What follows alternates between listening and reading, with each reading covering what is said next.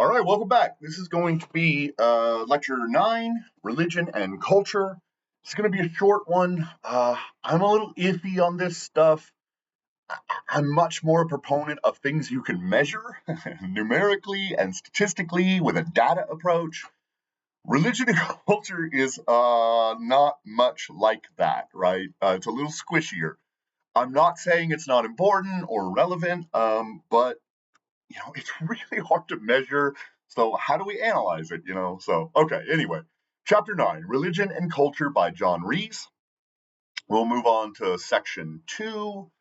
They say there's basically four elements of religion that we need to focus on. God and forces in the public square, right? And I would just point out that like fundamentalism is to be seen in many places. This includes the Taliban in Afghanistan and Pakistan, the Shia movement in Iran under the Ayatollah, the Sunni Muslim sect in Saudi Arabia, Qatar, etc. Then you've got like the Palestine-Israel issue, right?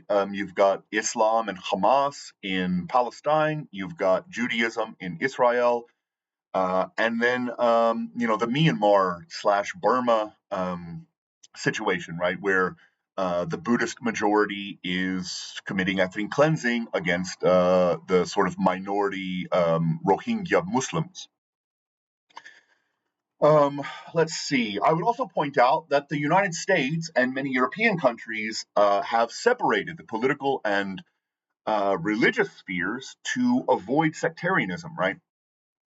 We saw sectarian violence all across Europe, and this was one of the main reasons that we saw this sort of religious exodus from Europe into the United States so that they would have the freedom to practice their religion as they wished.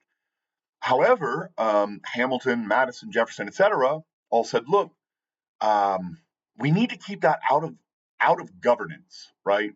Because eventually, what will happen is some sect of Christianity will want to enforce their brand of religion on the rest of the country, and we'll get sectarian violence or sort of forced religion, etc." And so they said, "All right, let's keep that distinctly separate, right?"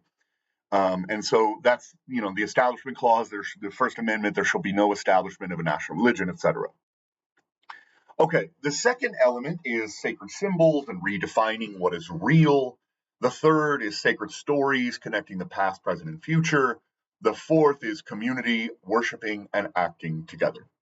On the elements of culture, they gave another 4. So you have common life practiced in society, symbols of group identity, stories of our place in the world, and agreements on what is good, just, moral, ethical, etc.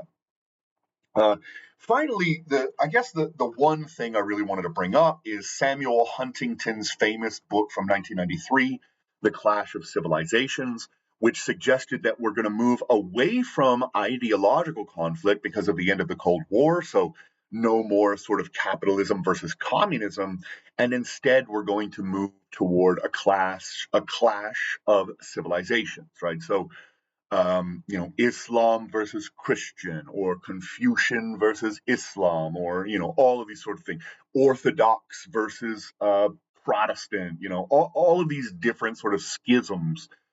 Post 9/11, a lot of people said, look, Huntington was right, but there's still a lot of criticism out there. So that's going to be one of the questions this week, where you can sort of look further into Huntington's arguments and critique or whatever.